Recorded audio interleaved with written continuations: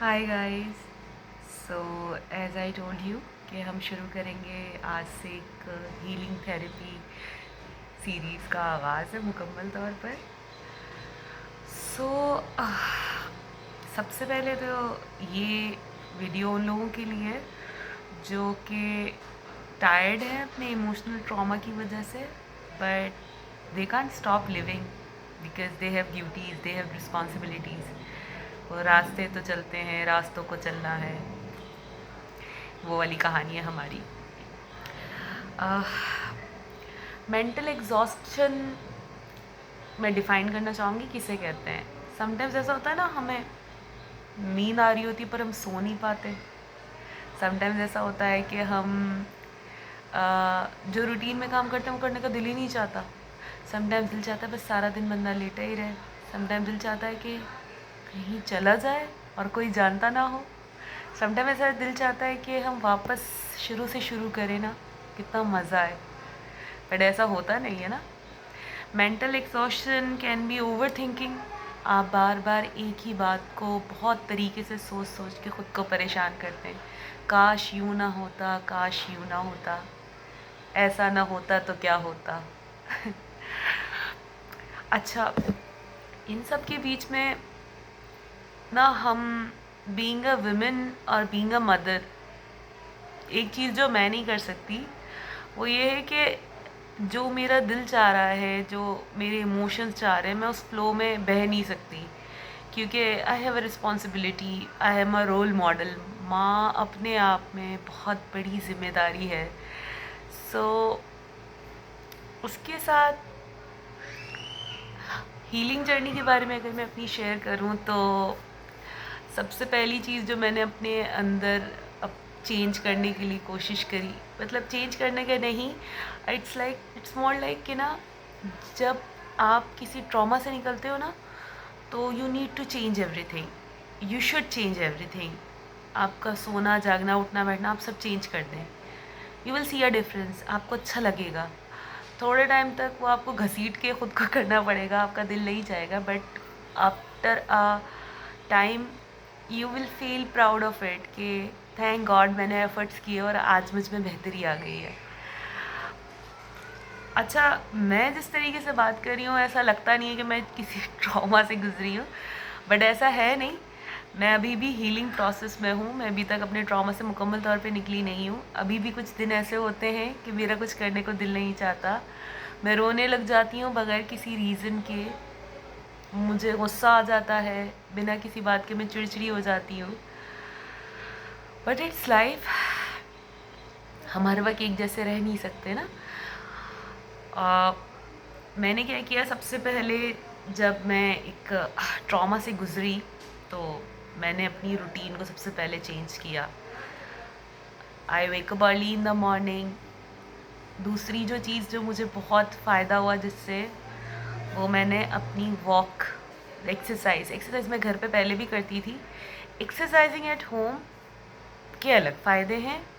ये आपको emotion cope up करने में मदद करता है, बेशक बेशक कोई इसमें वो नहीं है, but walking outside the house ये बहुत बहुत अंडररेटेड कह तो नहीं है, लेकिन इसका इम्पैक्ट आपकी पर्सनालिटी पे, आपके इमोशंस पे बहुत अलग होता है।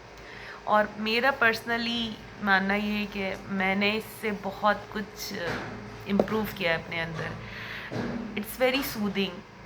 सिर्फ वॉक करना बाहर खुली फ़िज़ा में, बच्चों के साथ तो और अच्छा हो जाता है, बट अगर आप अकेले हैं तो भी आप अकेले वॉक करें, इट्स वेरी वेरी सूदिंग, बहुत अच्छा है। सेल्फ टॉक कर सकते हैं आप बाहर घूमते हुए। सेल्फ टॉक समझते हैं आप? सेल्फ टॉक मीन्स खुद ही काउंसलिंग करनी है आपने। आप ही समझदार हैं और आप ही परेशान हैं।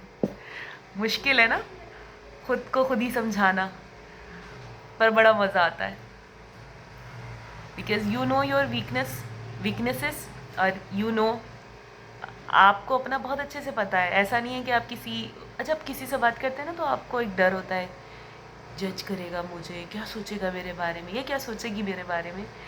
तो self talk is the best thing, क्योंकि इसमें कोई आपके बारे में कुछ नहीं सोचेगा, आपने खुद ही सोचना है। सेल्फ टॉक जर्नलाइजिंग जो मैंने पहले वीडियो में अपने डाला था, मैं डायरी बहुत लिखती हूँ।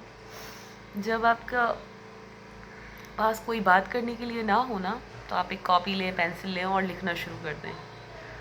वो जो एक कहते हैं ना, सोडे की बोतल को शेक करो ना तो झाग ऊपर आते हैं, तो इमोशंस भी इस तरीके से ना विमेंस के अंदर ऊपर ऐसे झाग की तरह आते हैं और वो आपके ऊपर हावी हो जाते हैं अगर आप उसे डील ना करें तो उस सब को आपने लेके पेपर पे जब आप लिख देते हैं ना, तो वो काम हो जाता है, वो बोतल से बाहर नहीं गिरते। ज़रूर, अच्छा, हर इंसान का ना डिफरेंट है सीन ना, ज़रूरी नहीं है जो मेरे लिए काम करे वो आपके लिए काम करे, लेकिन you should give it a try.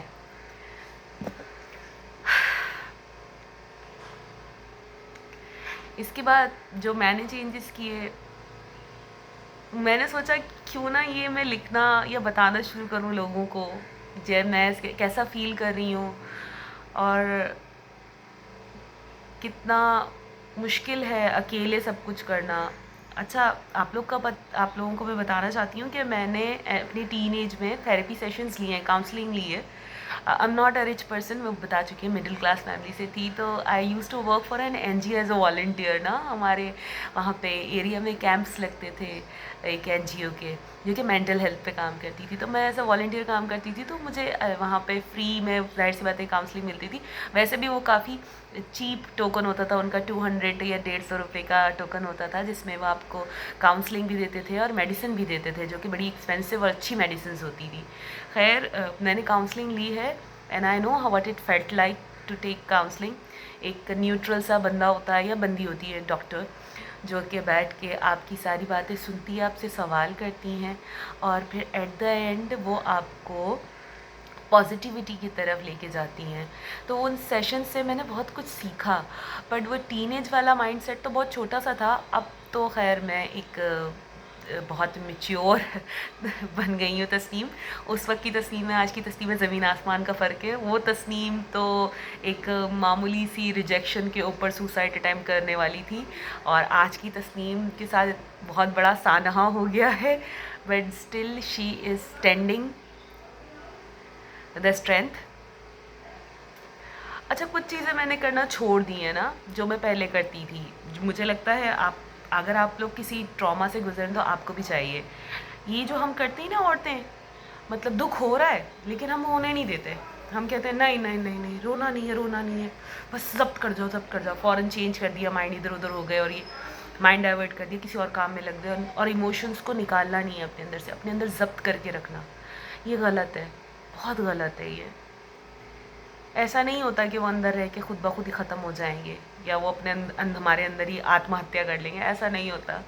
वो अंदर बिल्डअप होते रहते हैं, वो जमा होते रहते हैं, वो जमा होते होते होते होते एक पहाड़ बन जाता है, और फिर एक दिन हम उसी पहाड़ में खुद ही टक्कर मार के अपनी जान ले लेते हैं।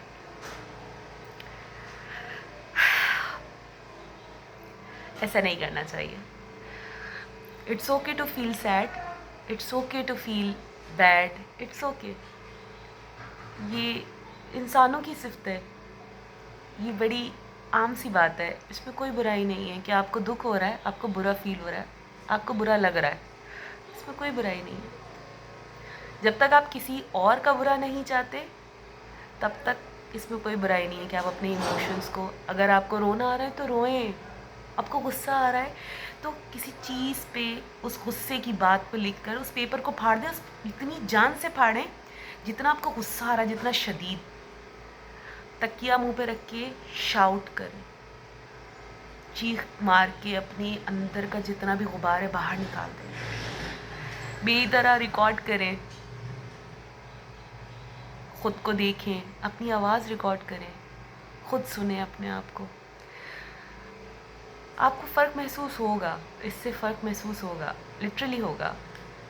कोई दोस्त हो आपकी लाइफ में तो बेस्ट है। पता है क्या, दोस्त तो दुनिया की सबसे बड़ी नेमत है। मेरे पास है एक 10 साल पुरानी दोस्त जो मुझे कभी जज नहीं करती, और बहुत अच्छी है वो, बिल्कुल डिफरेंट है मुझसे। She is my opposite, but opposite attracts.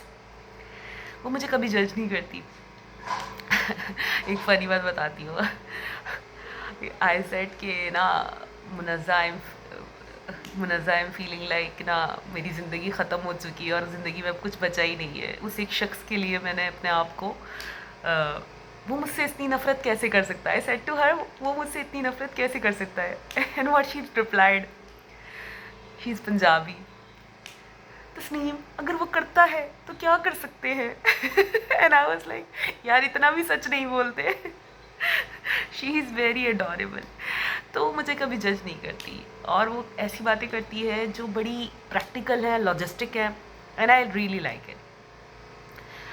Video बहुत लंबी हो चुकी है, हम इस पे और सेशंस भी करेंगे। आज के लिए इतना काफ़ी है। But if you think you are broken, no, you are not. You're healing. It's part of the process. It's okay to cry some days. It's okay to be happy some days. It's okay. ऐसे ही हम grow करते हैं। और आज हम जैसे कभी भी वक्त हमेशा एक जैसा नहीं रहता। वो वक्त नहीं रहा तो ये वक्त भी नहीं रहेगा। बाय गाइस, मिलते हैं नेक्स्ट वीडियो में।